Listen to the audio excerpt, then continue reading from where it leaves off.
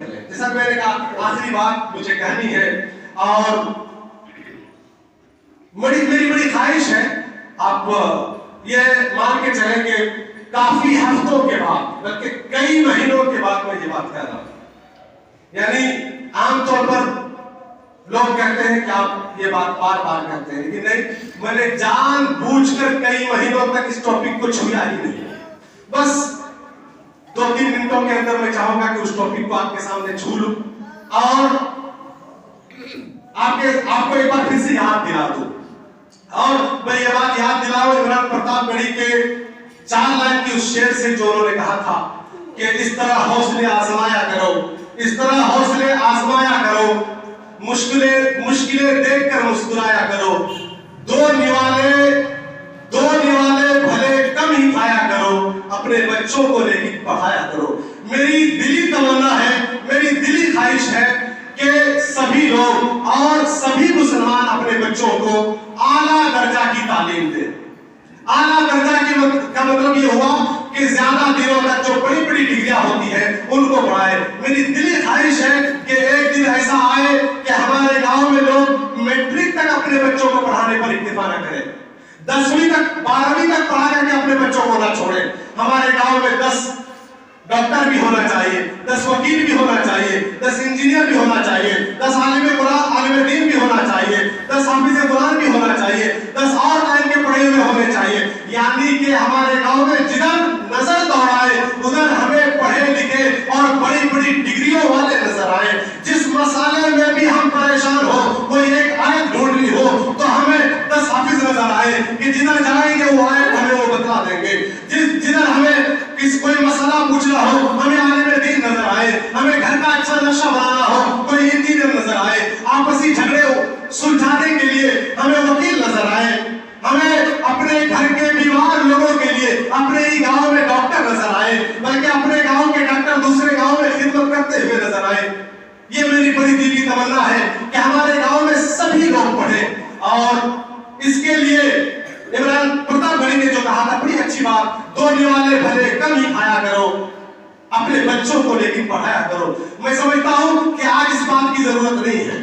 اللہ نے ہمارے اور آپ کے لیے رزق کو کھول دیا ہے, روزی کے دروازے کو اللہ نے ہمارے اور آپ کے لیے کھول دیا ہے. آج بس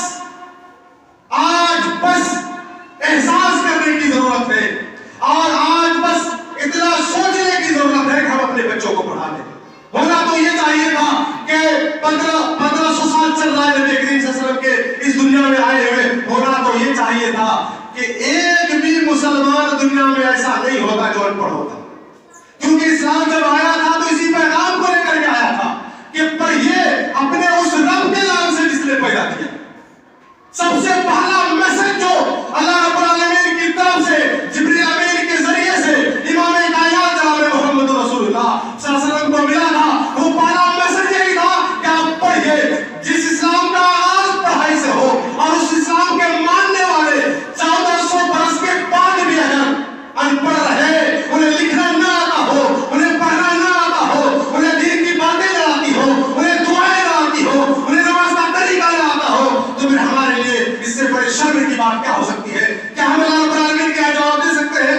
کیا اللہ رب العالمین کے ہمارا کوئی جواب ہوگا کہ ہم نے 60-70 برس کی عمر پانے کے بعد اپنا اچھا سا گھر اپنے بچوں کے لیے بنا تو لیا تھا, اپنے بچوں کے لیے 3 وقت کے کھانے کا انتظام تو ہم نے کر دیا تھا, اپنے گاؤں سماج میں اگر ہمیں کام نہیں ملتے تھے تو ہم دلی ممبئی کولکاتہ بلکہ دبئی اور سعودی جا کر کمایا کرتے تھے, لیکن ہمارے پاس اتنا وقت نہیں تھا کہ ہم قرآن پڑھنا سیکھ لیں, ہم لکھنا سیکھ لیں, دعائیں سیکھ لیں, نماز کا طریقہ سیکھ لیں.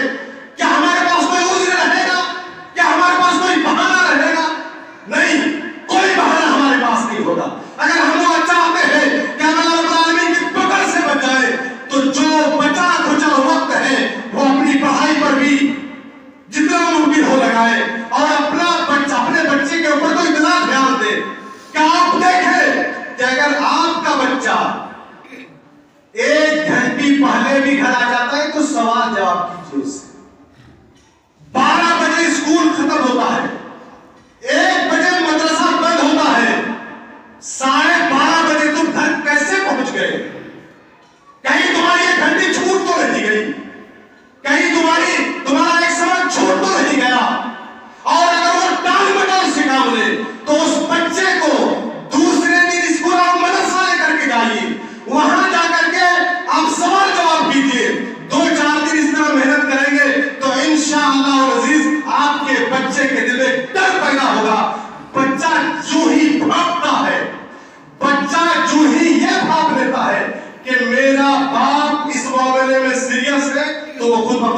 بن جاتا ہے. جب بچہ یہ بھانپ لیتا ہے اور اس کو یہ سمجھ میں آ جاتا ہے کہ ہمارا باپ اس معاملے میں تھوڑا ڈھیلا سالا ہے, نرم ہے, کچھ بہانے کر کے نکل جائیں گے, تو بچہ اسی حساب سے بہانے بھی کر لیتا ہے.